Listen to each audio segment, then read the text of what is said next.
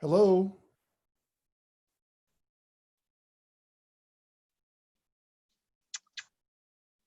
Hey, Congressman, thank you for joining us. My pleasure. And Hello. who do we have with us today? We have Kimberly Stars and Michelle Decker. Yep. Hello. Empire Community Foundation. You're with the Community Foundation? Mm-hmm. Wonderful. No, give Hello, me one Congressman. second. I'm with United Way. Okay, great. I'm working to make sure this is broadcast also on your Facebook page. So give us 1 second, Congressman.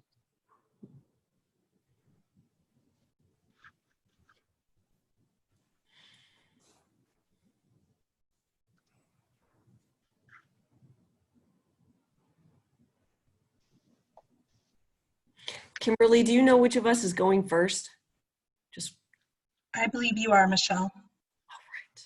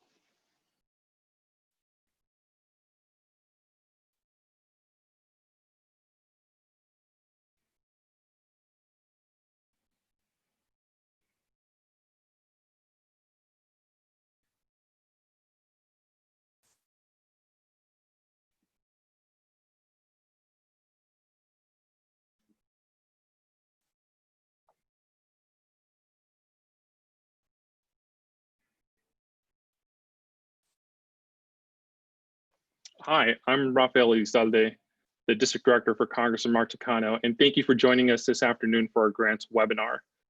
Please be patient as we wait for people to join us via Facebook or Zoom.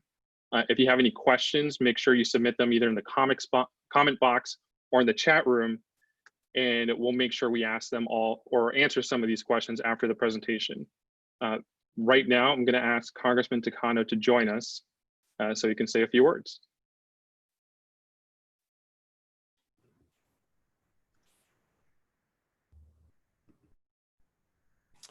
Hi, good afternoon, everyone.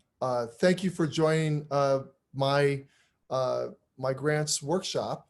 And we have with us today a wonderful panel, Kimberly Stars and Michelle Decker. They come from the United Way and the Community Foundation. And I have, a lot to offer in terms of tips and guidance on how to write a successful grant application. We need our nonprofit sector to succeed, and we need to also keep our nonprofit sector alive during this pandemic. It does so much for a community to have a thriving nonprofit sector. It fills in a niche, a space that's vital for our community. And quite frankly, we have less nonprofits per capita than places like San Francisco and Los Angeles and other major metropolitan areas in our state. And I think we have to own up to the fact that we are a major metropolitan area. And so we need you to succeed. I want you to succeed. And that's why we have these grant writing workshops. So I want you to learn as much as you can and to become super, super good grant writers. Bring in the money, okay? Thank you.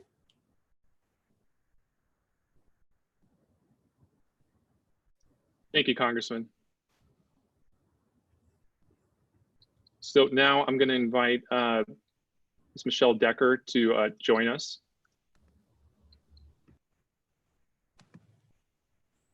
Here I am. Hi there. Hello, hello. Thank you. Thank you so much, Congressman. Thank you for your support. Our sector is critical. And it's been amazing during COVID. It's adapted rapidly. And for a lot of us, the business models have become very different and very, very different.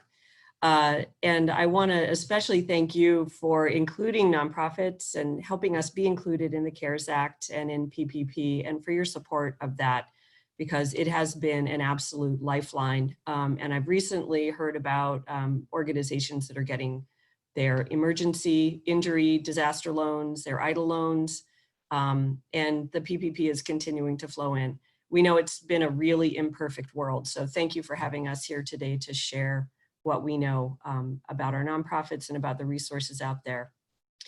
So Rafael, I'm gonna start with a screen share here. Oh boy, and I hope I'm gonna get it right. And I'm gonna do a couple of things. So I'm gonna definitely share, let's see, how are we, one second.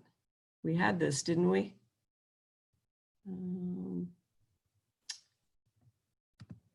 Okay, great. Huh, smarter than I thought. I'm going to talk a little bit about the Community Foundation, because fundraising is very often about relationships. And I think that knowing the Community Foundation and knowing what we have on offer and what we're doing is important. And then I'm happy to answer any questions and any kind of granular questions about where other resources might be and how we're all adapting in this moment. In our office, we have people on staff who can answer specific questions. Like, we get questions all the time, so this isn't the only time to get to know us. So we used to be the Community Foundation serving Riverside and San Bernardino counties. We're now the Inland Empire Community Foundation, more reflective of our region, gives our region props, and we serve Riverside and San Bernardino counties. And a community foundation is It's a blank canvas, so they are geographically focused. I think the largest one is probably a state, geographically focused nonprofit organizations that really exist to work with donors to create permanent, to the extent that we can, permanent endowed philanthropic resources so that communities have those forever. And those resources are going out to our nonprofit organizations. And I want to lift up a couple of things. We really want our donors to pursue their passions for causes they care about, but we want that connected to the needs and issues of our local communities. We want it to have impact, and that's something that a community foundation can really help with. And we also provide leadership on issues and ideas. We convene groups, and we increasingly do policy advocacy for resources. We, at the Community Foundation here in the Inland Empire, we really want to work on root causes of problems. We were founded about 80 years ago, and our current assets are over about $100 million. It puts us a little bit in the middle of the pack in the state of California for other community foundations, and we are nationally accredited, which is a good thing to be. In 2019, we did about a little over 18 million in gifts, or we received 18 million in gifts. We put about 15.7 out in grants. And you'll see that was divided between both nonprofit organizations and scholarships. And helping students get to college and succeed in college and improving educational equity is a big part of our work. And this is the relationship part. So we have about 398 funds in the organization, and they are scholarship funds. They're designated funds. Some people have donors who decide, I've been writing a $5,000 check to my favorite charity, and I want that check to go to that organization every year in perpetuity. So they'll set up a designated fund for a specific organization. Field of interest funds might be a donor says, you know, I really care about elder issues, or I really care about educational equity as an example. And I'm gonna set up a fund, and I'm going to let the organization, the community foundation, direct those funds to the nonprofits working in that space. Geographic affiliate, folks will create a fund for their community. And of course, donor advised funds, where donors direct the funds during their lifetimes. When they pass on, they will have a successor direct the funds out of that fund, but the funds will eventually convert back to unrestricted gifts out of the foundation. We don't have a lot of unrestricted funding as an organization, partly because of our size. So we really do rely on our donors and our fund holders to get the money out into the communities.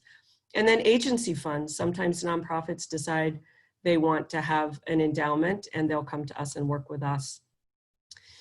We are very much, as an organization, focused on equity. I've been with the organization since 2018, so I'm kind of new to Southern California, but it's been exciting to grow the Community Foundation. We've been the state ACBO, administrative CBO, for census funds, and we also worked with the Inland Empire Funders Alliance to create a pooled fund. The Inland Empire Funders Alliance is a quiet secret, but a lot of regions don't have funders who are organized, and we do. Almost 30 members in the Funders Alliance who will come together, both statewide philanthropy and corporate philanthropy and local foundations. That's a great asset. We've been doing work in inclusive economic development, both regionally and within San Bernardino. We are the administrator for the Listos campaign dollars from the state for Riverside County. And we've been working with the College Futures Foundation, and more recently were awarded funding through the Gates Foundation to work on K-12 educational equity and access and policy advocacy. So I'm excited about that. So we went remote on the 17th. We got busy with the Funders Alliance, and we created a rapid response fund of over $1 million that was core operating support. I'm mentioning it, but it's gone. It went out the door in about 4 different tranches, and some of you on the call may have applied or may have received funding.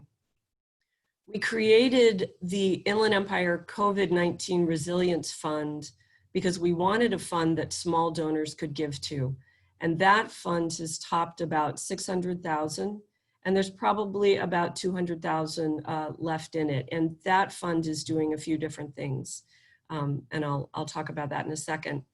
And we've certainly worked on unique funding opportunities. I mean, people, donors, institutions, corporations have come to us with all sorts of interesting ideas, and we try to help them get their funds out.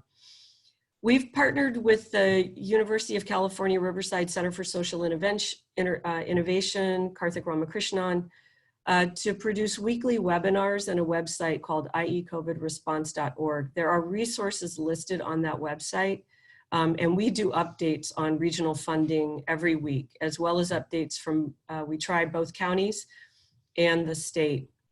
And a lot of work on capacity building, partnerships, coalition building, and focusing on equity in this moment, because we think it's pretty crucial. So the COVID-19 Resilience Fund that's still there, we have worked, we've organized that into critical needs. As you can see here, we're flexible. We want to understand what groups need. So we take your ideas. We want you to apply through the application, but we know that times are difficult. And so if you have a need that isn't listed on the application, I kind of want to know about it and see if we can respond.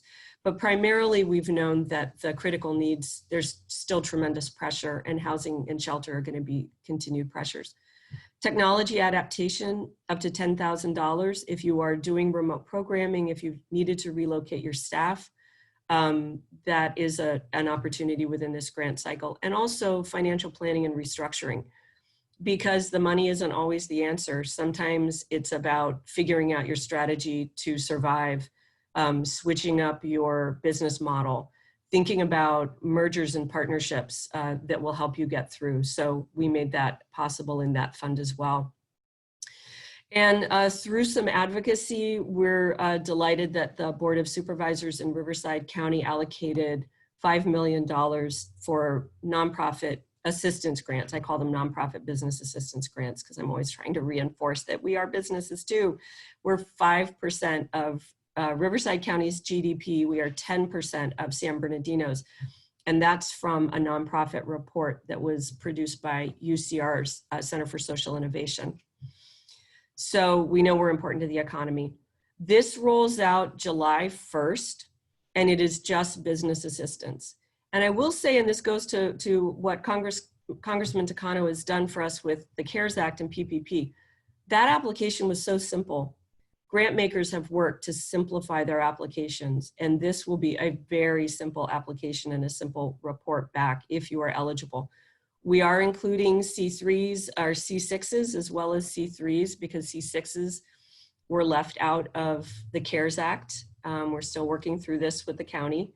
And we are asking if you got more than 100,000 in PPP or EIDL, don't apply for this, because part of the issue is getting the money down to smaller and smaller grassroots organizations. That's been a strong interest. We are part of the Riverside County, I am part of the Riverside County Economic Recovery Task Force. We have a subcommittee of nonprofits who are helping us think this through and make sure this works for our community. As part of this, we're gonna have some free technical assistance available. So 5% of the $5 million's been set aside. And we're working with different members of the Inland Empire Capacity Builders Network to get their products listed on our website. So if you want digital fundraising training, or if you need some board support, or if you need whatever, come to us and we're going to be able to offer some free technical assistance. And then I just want to mention in the CARES Act, something that I think we all have to think about is the different ways that we have to raise money. So it's good that money is flowing. There is a universal charitable deduction of $300. It's an above the fold deduction on your taxes. It applies to non-itemizers and it is cash only. And it doesn't go into donor advised funds. It's really money intended to work now. But do know that I think asking now is working for a lot of organizations. So we need to keep asking. We see a lot of small gifts in our COVID-19 fund. Kimberly's going to talk about, I'm sure United Way has seen a lot of small gifts as well. That's important money that we're still trying to distribute, and we want to encourage donors to do that. And really finally, what are we kind of thinking about next? definitely recovery and reopening. So one of the things that we're doing in Riverside and working with San Bernardino on as well is PPE rather, protective equipment. How do we reopen our organizations? How do we bring people back? How do we increase our childcare, our nonprofit childcare services when we need to socially distance and keep staff safe? So we're definitely thinking about that in this moment. We're continuing to think about how to support technology for our nonprofits. And again, restructuring and technical assistance. Money will only go so far. How are we innovating and how are we thinking about keeping our missions alive and keeping the work alive? And then definitely thinking about more funding. The trick in that is, what phase are we in? Are we reopening and can we see kind of a nice glide path? Or are we gonna kind of be juggling shutdowns and other issues that might make it harder to just kind of move forward with business as usual? So happy to answer any questions. This is my contact information and our Senior VP for Grants and Community Impact, and I will turn it back over to you, Rafael. Hi there. Thank you so much, Michelle. I'm going to request Kimberly to start her video, see if she can join, and also if you can unmute yourself. Feel free to get your presentation started, and then we'll make sure to ask questions at the end. Additionally, if you have any questions, be sure to put them in the chat box or comment on Facebook.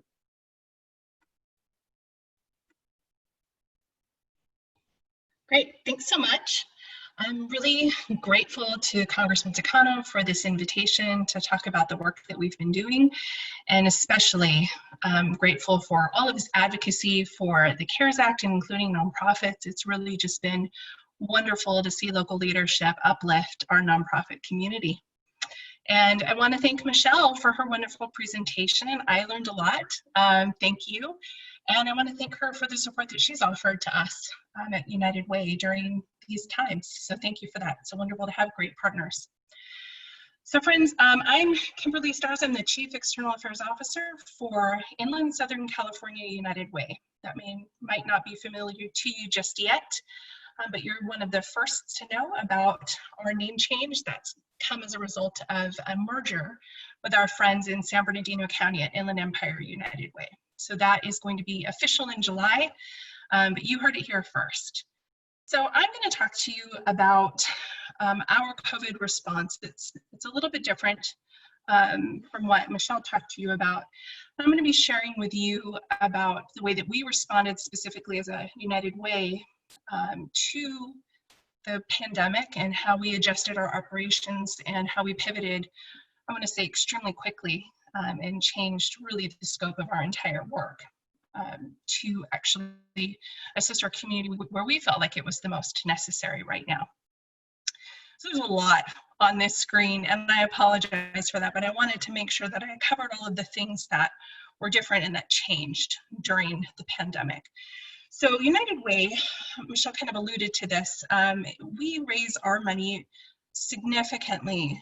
Our revenue comes from workplace giving campaigns. So some of you may have worked in a place where you ran a workplace giving campaign where you gave a gift out of your pay period, your paycheck each pay period, and that is really how we raise the majority of our funding. Well, as you can imagine, with the pandemic, unemployment kind of skyrocketed at the beginning, and that really did disrupt the funding sources that we had at United Way.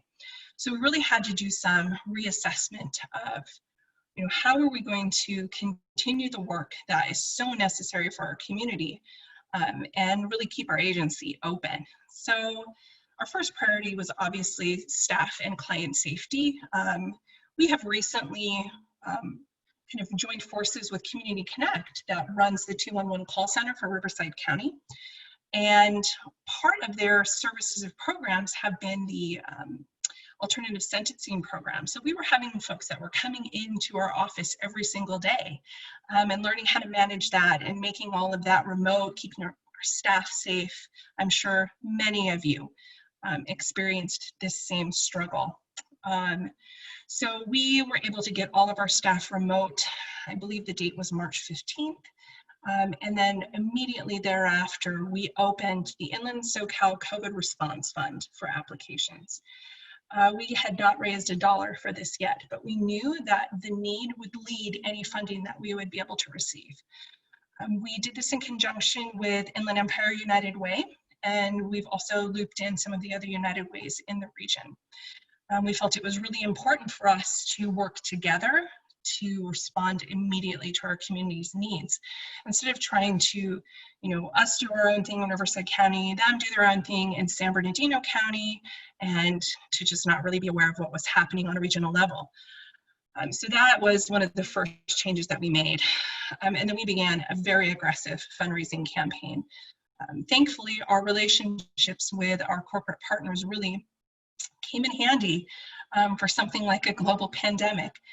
They were really quick to respond to us when we had requests for help, for assistance, and it came in the forms of cash, but it also came in the forms of support and teaching us how to better utilize Zoom and teaching us how to help manage our employees when they go remote all of a sudden out of nowhere. So we really received a lot of support in that way, and that also helped us with our fundraising campaign. We were able to communicate with our partners really quickly how our work had shifted.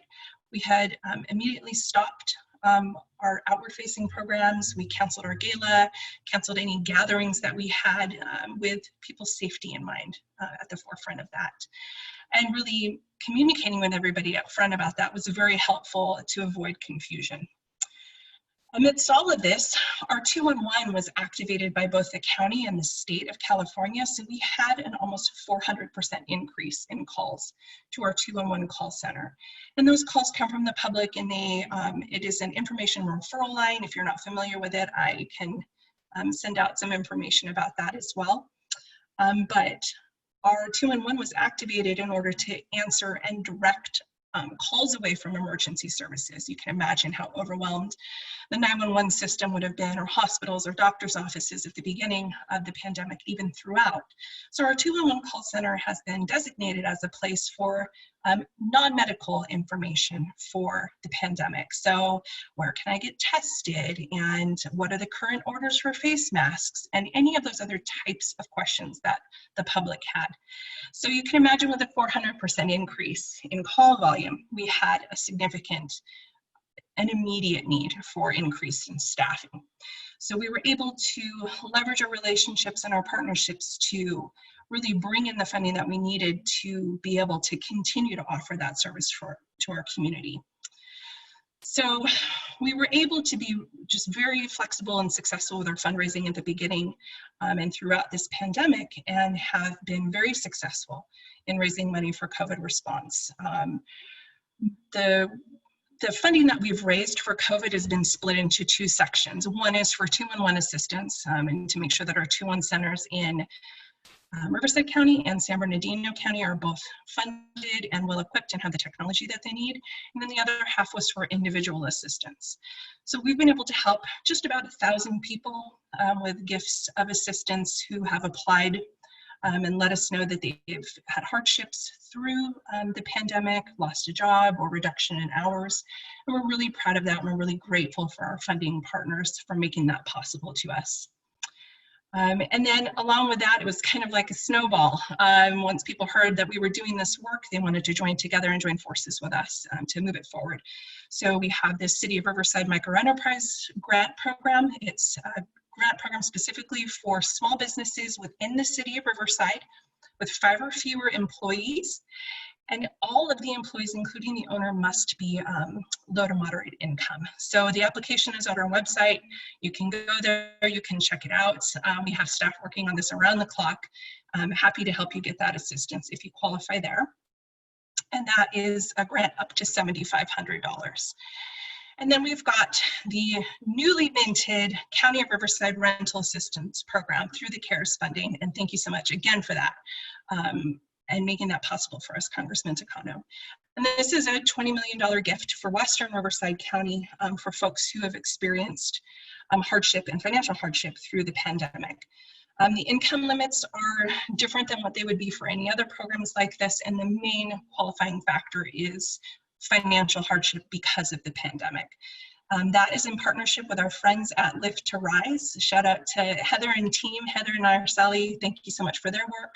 They are handling that program for the east part of the county, so Banning Beaumont Pass area east to Blythe. So you can go to unitedlift.org. I would really encourage you to have your clients for nonprofit orgs go ahead and check out that website. It is rental assistance up to $3,500 for folks who've been impacted by the pandemic. So it's a really generous and wonderful program.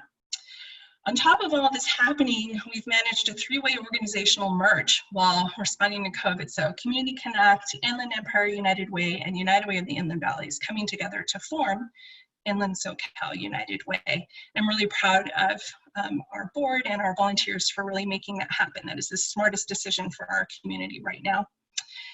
There's some other fun things that we've done, but we've also been able to secure about $2.5 million in nonprofit grants to award out to nonprofits affected by COVID. Now that application window has closed. We're in the review process right now, and I'm assuming that some people on the line right now have actually applied for that, and you will have notification before July 31st. So we're really proud of that as well. I just wanted to show you a real typical type of call that we receive in the 211 call center. I don't think I'm telling you anything you don't already know. This is probably the same type of request that you hear from your clients: housing, food, utility and financial assistance, and then any other assistance. Here's our notable successes, the big things that have happened during the pandemic. The rental assistance program is going to be able to help 10,000 residents in Riverside County. So we're really proud and excited about that.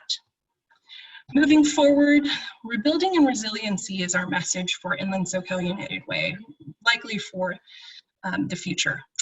We are switching up and changing our workplace giving campaigns to focus on rebuilding and resiliency. We're still trying to figure out how our programs are going to fit into that and what granting looks like.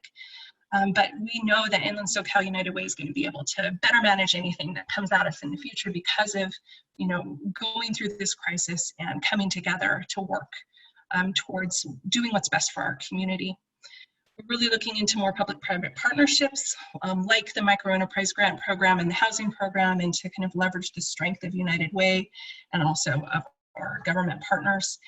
And then we're also exploring partnership with light orgs. We are looking at and exploring some ways that we can partner with other organizations and utilize the strengths that we have in fundraising, financial management, accounting, and to share that strength with our nonprofit partners. So if you're interested in that, please reach out to me. My contact information is here. I'm happy to talk to you about that and how we can be helpful and to uplift and maintain security in our community. Thank you. Thank you, Kimberly, so much. I'm going to ask Michelle to join us. See if you can start your camera and unmute yourself. So, thank you so much for your presentations. I know this is a very, very tense time for a lot of people. So why don't we start with just, if there's one resource your organization can provide other nonprofits right now that you think is incredibly helpful right now, especially during this pandemic, what would that one resource be? Why don't we start with Michelle? Well, it's usually money. Yes, of course. And it's coming in, well, that's a tricky question. It's coming in two forms. So there's still the IE COVID-19 fund. And now there is, for Riverside at least, the assistance grant. And nonprofits are also able to apply for the Riverside assistance grants? They are. They have a separate business assistance tranche, which is about 45 million. That is separate, and it's on the Riverside kind of GoBiz website. This is going to be on our website, and it's only going to be for C3s, but it's also going to be for C6s because they weren't eligible for other funding. So some of our business trades. Great. And Kimberly? For me, I think the biggest asset we've had is the partnerships, aside from money, right? Obviously, that's the answer.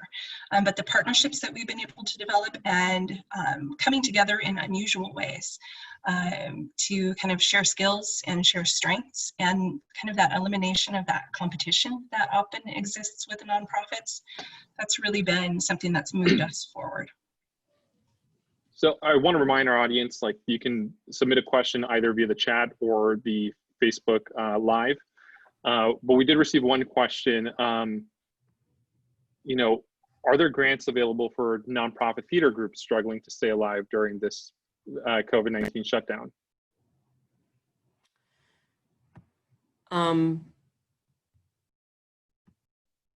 This one's been hard, right? The arts have been particularly, right? What's a critical need and how have the funds gone through?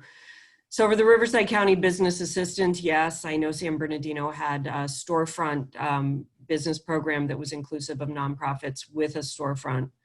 That was $2,500. I'm not sure if that's still open, if someone knows about that at the moment.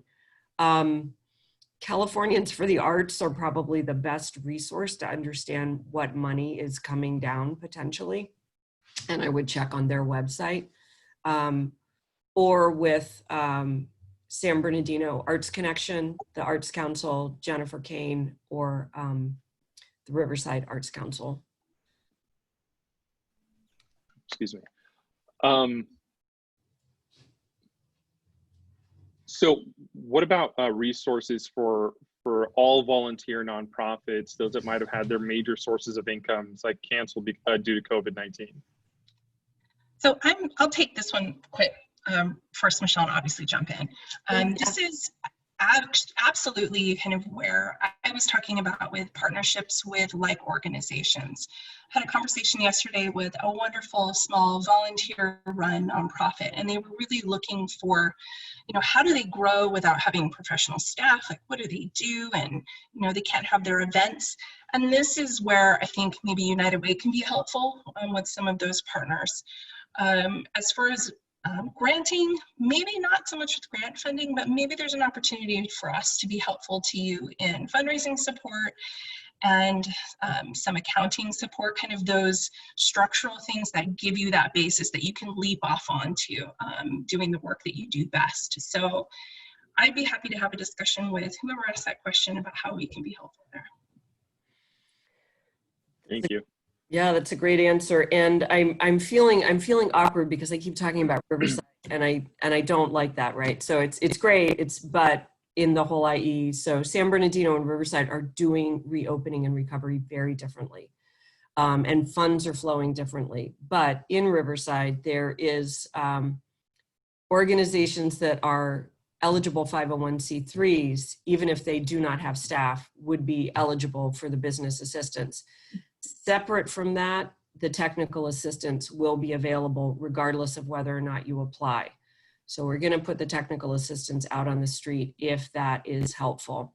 And I think same as Kimberly, we need to know, and hearing and listening and sharing the kinds of information that we get in is great. And we do need more backbone. Kimberly's referring to like backbone support for smaller organizations so they can grow. That would be terrific. As far as technical assistance, can you describe some of the services that you provide? You know, is it, you know, teaching people how to do direct fundraising, accounting, et cetera? Yeah, absolutely. So you have in the Inland Empire Capacity Builders Network. That includes Academy for Grassroots Organization, which is based up in the high desert. They do a lot of grants writing training. They also have, they had a window, maybe Kimberly knows about this, where you could get access to the Grantsmanship Center resources. And so they are very well connected to the Center for Nonprofit Management in LA as well. They bring them in. So anyway, great organization. Regional Access Project in the Palm Springs area in Coachella Valley, they've got a lot of resources. Stephanie Miner there, and Inland Empire Community Collaborative is kind of Western San Bernardino, and their First Five supported organization. They did all of the PPP technical assistance, and through that built connections to people who can do some financial assistance. So I go to Susie Gomez at IECC quite a bit for this kind of work. So, and you've got other organizations. The Caravanserai Project, which is based also out of Coachella Valley, has been doing master classes on kind of financial restructuring called, I mean, kind of like, I don't know, crisis management, but like, let's get it together trainings, right? Which has been really helpful, I think, for some of the organizations. So there's a lot out there. There's a lot. Just ask. Anything different from the United Way, or? I mean, those resources are all just fantastic. I think what Michelle mentioned earlier with connecting with Academy for Grassroots Organizing would be a really great place for some smaller organizations to start out. And they are based in High Desert, but they do serve the entire region. That's right. So yeah. they do offer services. They have a grants writing academy that's been really helpful for people kind of just getting started. I was actually on a call this morning with the County of Riverside and to set up a grant writing kind of collaborative for just kind of freelance grant writers, and then maybe some that are attached to organizations to just kind of better manage resources that are available, because I think people feel really disconnected sometimes. So that's also helpful. So yeah. I will say in the past, our office has held grant writing workshops in conjunction with UCR, and they're probably our best attended events just because it is such a valuable resource to know how to write a grant properly. And for our audience, if you're looking for grants, you know, grants.gov is still a tremendous resource. And one of the hardest challenges is like, we simply don't have enough people applying from our region. So we still encourage you to apply. We encourage you also to reach out to our office and ensure that you ask for a letter of support from from our congressman, from other elected officials. You know, those things, they are helpful. So I know both of you have grant programs or services. Like, is there, or what can you tell us as far as like how you decide who qualifies for those programs? Is it just first come, first serve, or you know, how are these decisions being made? I'll tell you that our specific COVID grants that we're processing right now, we had a small window that was open just due to funding restrictions. The funder who made that possible for us, the timing was restricted. So it was shared widely through our 2-on-1 networks between Riverside and San Bernardino County. All of the applications were brought in, and they were reviewed based on a rubric that was set up, and that has an initial staff review, and then it goes to volunteer review, and then it kind of comes back for ranking. And that's generally how a lot of our grant process goes. So for our regular grants that we put out during the year, it's very similar.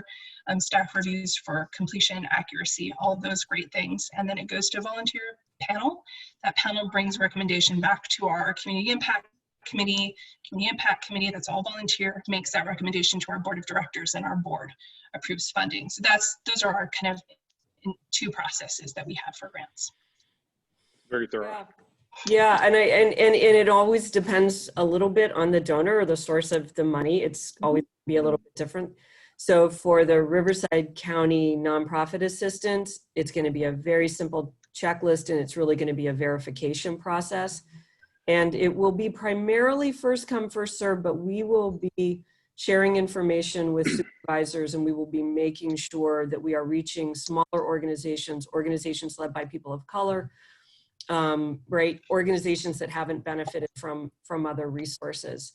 So for other programs like the IE COVID-19, it's a board community mix. It is a racially diverse and gender diverse committee looking at this. And so we just try to be really intentional about validating the resources, but also trying to make sure they get where they need to be. Now, you mentioned that there's a resiliency fund or a place for people to donate as well regarding you know, everything that's going on with COVID. Like, where can individuals just donate, or is it just coming from major donors? How does that work? Yes, Raphael, you can donate today. Thank you so much for asking. I'm so excited. You can send checks to Kimberly or to me. So we have a place on our website where you can donate to the IE COVID-19 Resilience Fund. And then generally for other kinds of, fund creation, folks generally staff. But yes, you can donate on our website. I'm pretty sure United Way Southern California has that. We do. Sorry, I have some background noise. I'm trying to be respectful problem. of not coming over Michelle. Yes, we do. You can head on over to our website and make a gift. We are really focusing, like Michelle, on rebuilding and resiliency for those impacted by COVID. And we know that it's, we're nowhere near the end of this. That's the trick. What money, so I have a long career running nonprofits, and you end up wanting the right money at the right time in the right way. And so it is just a constant toggle of how to do that and what kinds of funds. But the best are the gifts from individuals, flexible funds that we can use in the best way. We know how, because we're getting the phone calls from the organizations, to Kimberly's point. I absolutely echo that. Thank you, Michelle, for bringing that up. It's absolutely the truth. So we did receive a question right now through the chat. We applied for business assistance, and when will we expect to hear about the status of our application? So that's probably not IECF, because the business assistance, the nonprofit assistance, I'll call it, doesn't open until July 1. Do you think that's you, Kimberly? Probably I'm assuming it's for the City of Riverside Micro Enterprise grant. I'm hoping, because that's what I'll talk about. It's variable when you'll hear from that. I think you will hear right away if there are items that are missing from your application. I know it's not this simple, super easy application that you might be used to with United Way. It is a little bit more complicated because the funding source is different than what we generally have, but we're here to help you. So if you have questions about, is this submitted correctly? Am I missing a piece? You should hear right away from one of our staff members working on that. But I can tell you that there was a flood of applications, and our staff are working literally around the clock to make sure that all of those pieces are there, that they're correct, that they're complete. So if you could just bear with us, and I know that you will be contacted whether you're approved or not. So you will receive communication. now, I know we've spoken a lot about the City of Riverside having their own fund, and a quick shout out to Council Member Ronaldo Fierro, who I know was really worked on that. Have we, or are you allowed to say if there's any similar programs that might be coming to other cities? We have a lot of people asking particularly about Moreno Valley, but I'm just wondering, throughout the Inland Empire, do you think other cities might be creating their individual funds?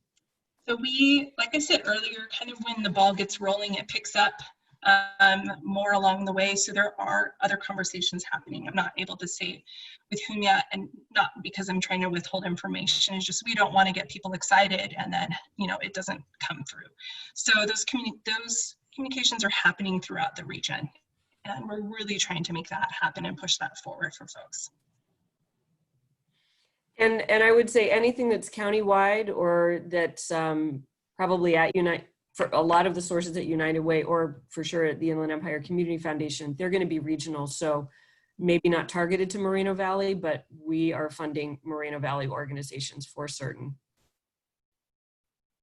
Great, thank you so much. Well, I want to thank you so much for joining us today. Honestly, this is a huge help, and on behalf of the Office of Congressman Mark Takano, huge thank you. This is our first attempt at doing these grant webinars. We're very used to having live presenters, and I want to make sure that we keep this going. Obviously, we want to make sure we follow all of the public health orders and ensure that everybody stays safe. So whatever resources that we can provide, online, we're more than glad to do so. So always feel free to reach out to our office. If you would like to receive our grants newsletter, you can go to takano.house.gov for any additional information. And with that, I just want to thank both of our guests, and we're going to sign off. For those of you on the Zoom, we're going to be sending a quick poll, and please fill it out, and we will make sure to cover our next topic based off of these results. So again, thank you to our two guests. Thank you. Thanks for having me. Appreciate it. Thank you.